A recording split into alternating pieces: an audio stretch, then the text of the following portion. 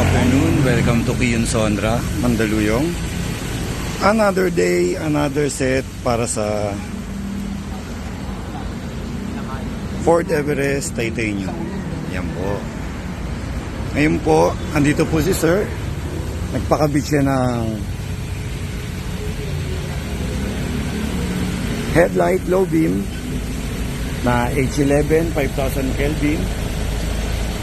At sa fog light naman is H11 4300 Kelvin. Ngayon, side by side test po natin siya para makita natin yung difference ng stock bulb sa new bulb ni Sir.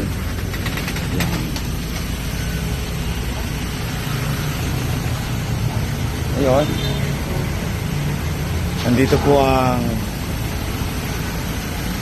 H11 5000 Kelvin para sa low beam.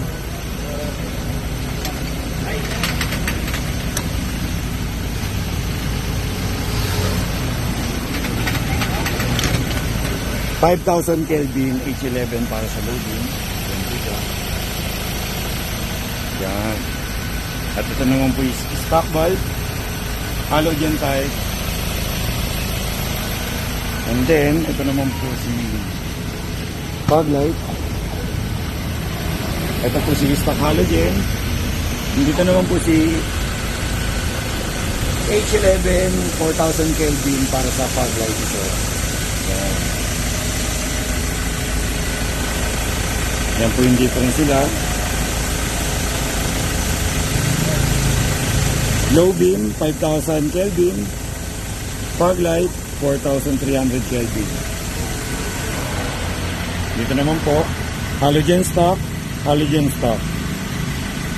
Yan.